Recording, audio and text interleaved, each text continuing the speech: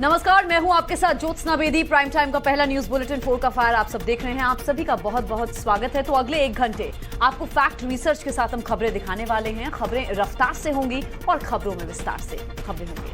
नमस्कार, मैं हूं आपके साथ श्वेता भट्टाचार्य। रूस यूक्रेन बैटलफील्ड से आज का सबसे बड़ा अपडेट क्या है? रूस ने यूक्रेन के किन किन शहरों को टारगेट किया है, यूक्रेन ने किस अंदाज में उसका पलटवार किया है, वो तमाम खबरें हम आपको दिखाएंगे। अगले 1 घंटे तक हमारे साथ बने रहिए। नमस्कार, मैं हूं प्रीति नेगी आपके साथ। अमेरिका में एक के बाद एक कई गाड़ियां आपस में क्यों टकराई, जकार्ता के मस्जिद में भीषण आग कैसे लगी, नाइजीरिया कुदरत के कहर से इन दिनों किस तरीके से नरकिस्तान बन चुका है, आगे आपको पूरी खबर दिखाएंगे।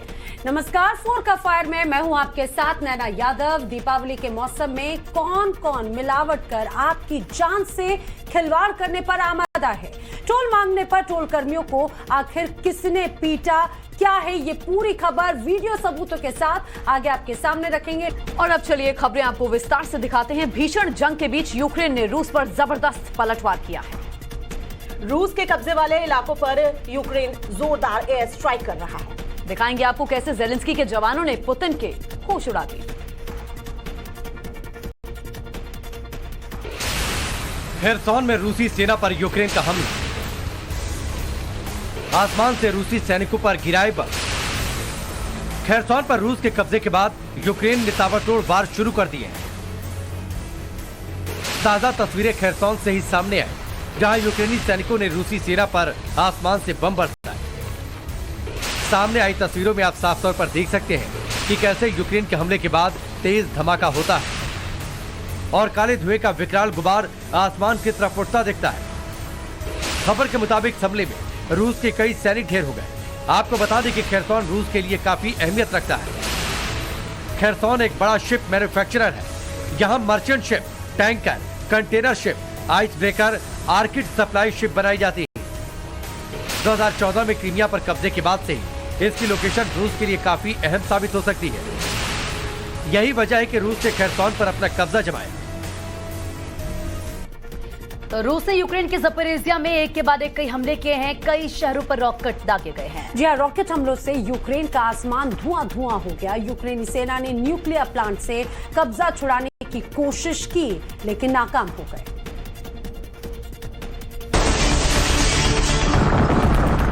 दनादन फायर होते रॉकेट को देखिए। ये पुतिन के गुस्से की आग है। ज़ेलेंस्की झुकने को तैयार नहीं है, पुतिन मानने को तैयार नहीं है। जल, जमीन और आकाश से प्रचंड प्रहार हो रहा है। समंदर में एक के बाद एक कई रॉकेट दागे जा रहे हैं। रूस ने समंदर से इतने रॉकेट दागे कि यूक्रेन के कई शहर धुआं धुआं हो गए। रूस ने ज़पोरिज़िया इलाके में रॉकेट से ताबड़तोड़ हमला किया। रूस ने दावा किया है कि यूक्रेनी सेना ज़पोरिज़िया न्यूक्लियर प्लांट पर कब्जे की कोशिश कर रही थी, जिसके बाद रूस ने रॉकेट से हमला किया। देखिए कैसे रूसी फौज multi barrel rocket launcher system से रॉकेट की बारिश कर रहे हैं।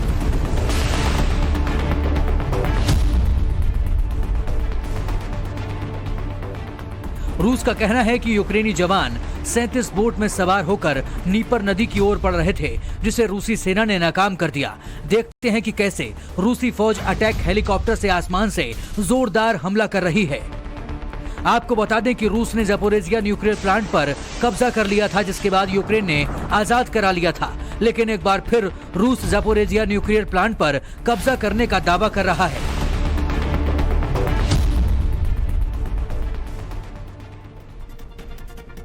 यूक्रेन ने लुहांस्क में रूसी ठिकानों पर हिमार्स रॉकेट सिस्टम से अटैक किया है। घातक हमले में रूस के कई आर्मी व्हीकल तबाह हो गए हैं। दिखाएंगे कैसे हिमार्स रॉकेट ने रूसी खेमे में खलबली मचा दी है। जंग विकराल है, तबाही अपार है। दोनों तरफ से घातक हमले हो रहे हैं। आसमान से मौत की बारिश हो रही है। कभी रूस यूक्रेन पर भारी तो कभी यूक्रेन पर हावी होता है। जंग के 7 महीने बीत गए हैं, लेकिन हार जीत का फैसला नहीं हो पाया है। भीषण जंग में कौन जीत का स्वाद चखेगा और कौन पिएगा हार का विष, ये एक पहेली बनी हुई है। लेकिन अब आपको दिखाते हैं वो भयानक मंजर जिसे देखकर दिल दहल उठेगा। देखिए कैसे जोरदार धमाकों से पूरा शहर थर्रा गया। रूस यूक्रेन में जंग जारी है। ये तस्वीर रूस के कब्जे वाले लुहांस्क क्षेत्र की है, जहां यूक्रेनी फौज ने हिमार्स रॉकेट सिस्टम से हमला किया।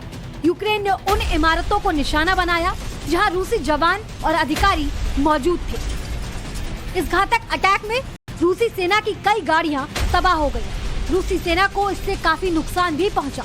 हालांकि इस हमले में रूस के कितने सैनिक मारे गए इसकी खबर नहीं है। आपको बता दें कि डोनेट्स्क, लुहांस्क, ज़पोरिजिया और खेर्सन को पुतिन रूस में विलय कर चुके हैं। ईरान में हिजाब के खिलाफ प्रदर्शन जारी है और अब ये प्रदर्शन और भी ज्यादा उग्र हो चुका है। ईरान के 40 से ज्यादा शहरों में आंदोलन की आग भड़की है। पुलिस और प्रदर्शनकारियों के बीच झड़प हुई है।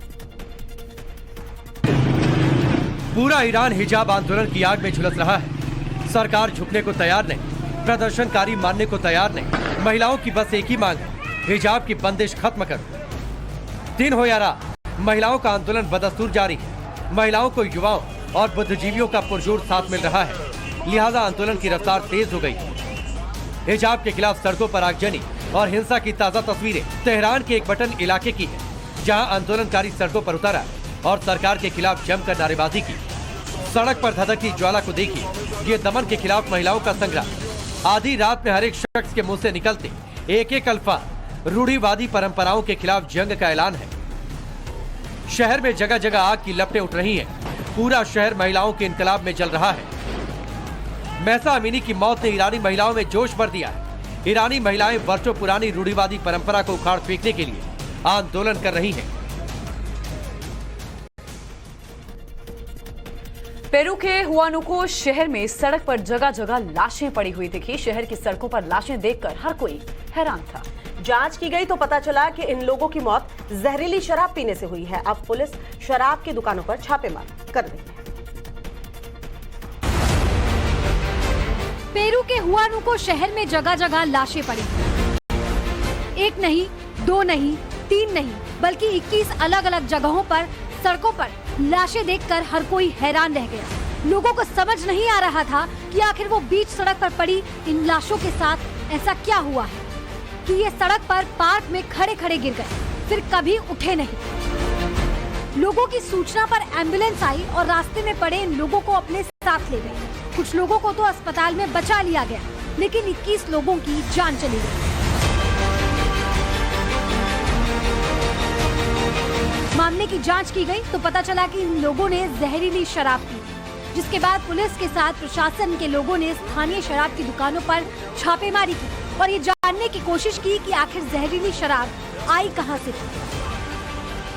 मगर जांच एजेंसियों को अभी तक इसके बारे में कोई सुराग नहीं मिल पाया है। अमेरिका के ओरेगोन शहर में भीषण हादसा हो गया। यहाँ एक के बाद एक कई गाड़ियां एक दूसरे से टकरा गई। ये भीषण सड़क हादसा कोहरे की वजह से हुआ बताया जा रहा है। हादसे में एक शख्स की मौत हो गई। अमेरिका के ओरेगोन नेशनल हाईवे पर भीषण सड़क हादसा हो गया। हादसे में एक नहीं, दो नहीं, एक के बाद एक कई गाड़ियां एक दूसरे से टकरा गई।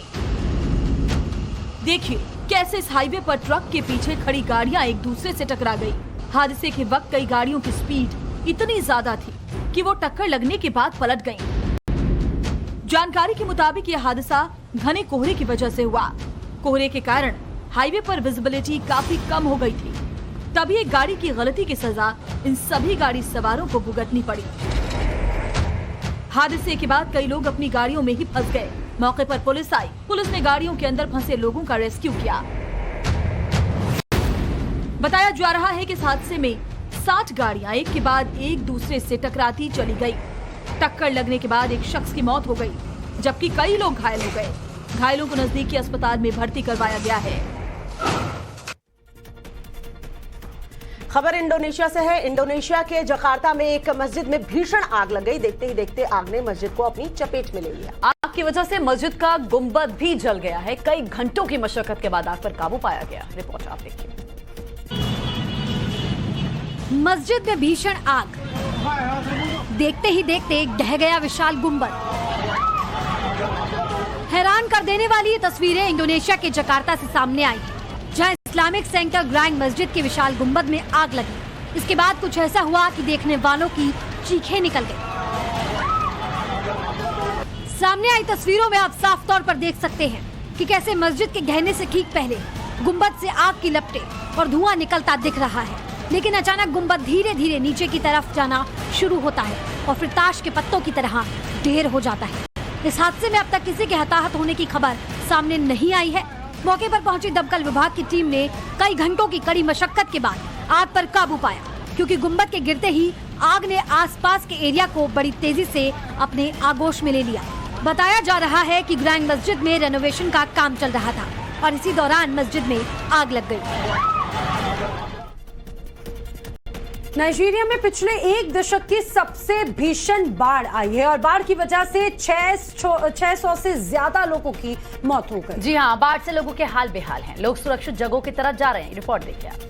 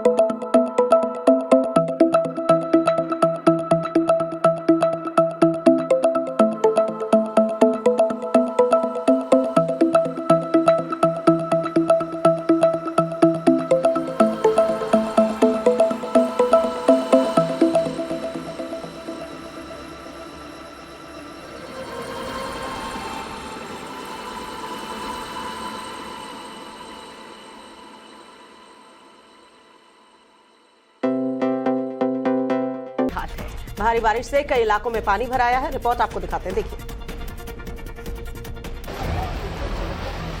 कर्नाटक के बेंगलुरु में 3 दिन से हो रही बारिश के चलते बाढ़ जैसे हालात बन गए हैं। बुधवार को हुई तेज बारिश के चलते रिहायशी इलाकों में सड़कें जाम हो गई। पानी और बिजली की लाइनें भी टूट गईं। बारिश की वजह से गाड़ियां पानी में डूब गईं। पिछले महीने आई बाढ़ से शहर में बड़े पैमाने पर संपत्तियों को नुकसान पहुंचा था।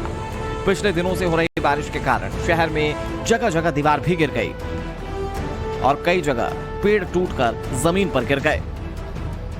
शहर में जगह जगह पानी भरने के बाद प्रशासन भी हरकत में आ गया। बड़े बड़े पंप सेट लगाकर सड़कों से पानी निकालने का काम किया गया। बारिश के चलते कई जगहों पर सड़कें टूटी हुई हैं। सबसे ज्यादा प्रभावित इलाकों में बिलंदुर का आईटी क्षेत्र, व्हाइटफील्ड, आउटर रिंग रोड और बीईएमएल लेआउट शामिल हैं। शहर में 3 दिन तक येलो अलर्ट बारिश को लेकर जारी किया गया है। और अब आपको ब्रिटेन से आई एक ऐसी तस्वीर दिखाते हैं जिसे देखकर आपके दिमाग में ये सवाल जरूर आएगा कि क्या इंसान भी किसी पंछी की तरह आसमान में उड़ सकता है? इसका जवाब आपके सामने है तस्वीरों के साथ में। और ब्रिटेन से आई ये तस्वीरें काफी कुछ कह रही हैं। यहाँ पर जेट सूट पहना पैरामेडिक्स पहाड़ों पर दवाई पहुंचाने का काम कर रहे हैं। देखिए तस्वीर अपने आप में बेहद खास तस्वीर है जो ब्रिटेन से सामने आई है। देखिए जेट सूट की मदद से ये बड़े आराम से हवा में उड़ रहे हैं और पहाड़ के लोगों तक दवाई पहुंचा रहे हैं। सोचे कि तकनीक अगर भारत में आ जाए तो पहाड़ों पर लोगों को किस तरीके से जो दवाई है जो उनको अस्पताल में नहीं मिल पाती है, जिसके लिए पहाड़ी इलाकों में लोगों को काफी दिक्कतें होती है, आसानी तक उन तक पहुंच जाएगी। And with winds gusting at more than 30 miles per hour. The challenge with the wind. अगली खबर महाराष्ट्र से है। महाराष्ट्र के पुणे में ट्रैफिक जाम आम बात है, लेकिन आज ट्रैफिक खास बन गया है। शरद पवार की बेटी और बारामती से सांसद सुप्रिया सुले भी ट्रैफिक जाम में फंसी थी। ये तस्वीरें हम आपको दिखा रहे हैं महाराष्ट्र के पुणे की, जिसके बाद देखिए कार से सुप्रिया सुले उतरती हैं और खुद से ट्रैफिक मैनेज करने लग जाती हैं। तस्वीरें आपके सामने हैं किस तरह ट्रैफिक पुलिस के अंदाज में सुप्रिया संकेतों के जरिए जाम हटवा रही हैं। सुप्रिया सुले को देखकर पुणे वासी भी हैरान हैं।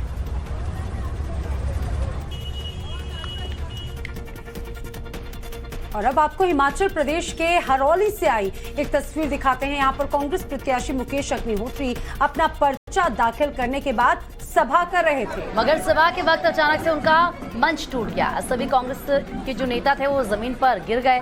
बताया जा रहा है कि मंच पर लोगों का भार पड़ने की वजह से मंच नीचे आ गिरा। ये तस्वीर हिमाचल की, जहां पर अपने आप में एक बड़ी अजीब सी परिस्थिति बन गई जब यहां पर प्रत्याशी कांग्रेस के नामांकन दाखिल करने के बाद भी सभा को संबोधित करने के लिए पहुंचे, लेकिन यहां पर उनका मंच गिर गया।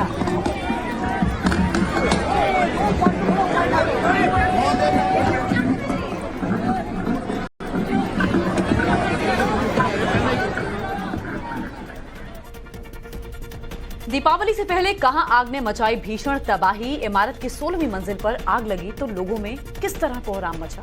चंद मिनटों में एक फ्लैट किस तरीके से आग के हवाले चढ़ गया, कैसे आग ने इसे अपनी चपेट में लिखा है, खौफनाक मंजर आपको दिखाते हैं इस रिपोर्ट के जरिए। रिहायशी बिल्डिंग में भयंकर आग। आसमान से उठे काले धुएं के गुबार, लोगों में हाहाकार। भयंकर आग की ये तस्वीरें न तो रूस से आई हैं और न ही यूक्रेन से। बिल्डिंग से निकलते काले धुएं के ये वीडियो गाजियाबाद की एक रिहायशी इमारत से सामने आया है, जहां 16वीं मंजिल पर मौजूद एक फ्लैट में भयंकर आग लग गई।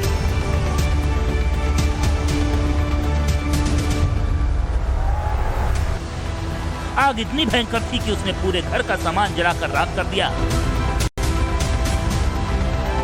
तस्वीरों में आप साफ तौर पर देख सकते हैं कि किस तरह फ्लैट की बालकनी से धुएं का गुबार निकल रहा है। आसपास के फ्लैट में भी धुएं की वजह से कालिक जम गई है। हालांकि गनीमत की बात यह रही कि समय रहते घर में मौजूद महिला और उसकी बच्ची को सुरक्षित बाहर निकाल लिया गया। तमिलनाडु के रामेश्वरम में 2 बसें आपस में टकरा गई और जब हादसा हुआ तब बसों की रफ्तार काफी ज्यादा बताई जा रही है। जी हाँ, सड़क पर पानी जमा होने की वजह से ड्राइवर ब्रेक नहीं लगा पाया। हादसे में कई लोग घायल हुए हैं।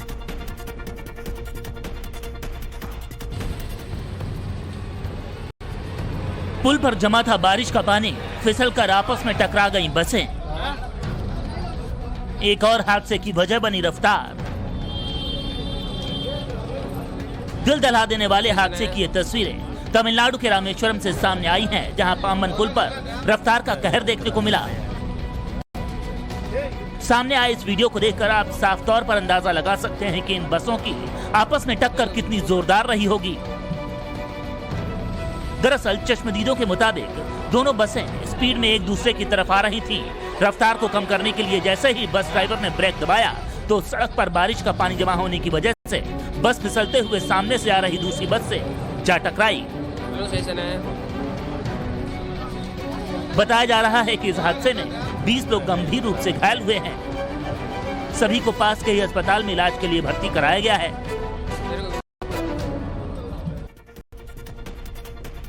जम्मू कश्मीर में बर्फबारी से मौसम दिलकश बना हुआ है। भारी बर्फबारी हो रही है, सड़कों पर कई फीट तक बताया जा रहा है बर्फ जम गई। बर्फबारी की लाइव तस्वीर हम आपको दिखाएंगे, जिसे देखकर आप भी कहेंगे वाह क्या बर्फबारी है। देखिए रिपोर्ट। ये जन्नत की फिजा है जो कुदरत के असीम तोहफों से महक उठा है। कश्मीर की वादियां बर्फबारी से खिल उठी हैं। पूरा पहाड़ बर्फ की सफेद चादर से ढक चुका है। जम्मू कश्मीर में ऊंचाई वाले इलाकों में आसमान से बर्फ की बारिश हो रही है। इस साल बर्फबारी ने सर्दी से पहले ही दस्तक दे दी है। देखिए कैसे आसमान से बर्फ के फाहे गिर रहे हैं। अद्भुत, खूबसूरत और बेहद विहंगम नजारा जम्मू कश्मीर के राजौरी से है।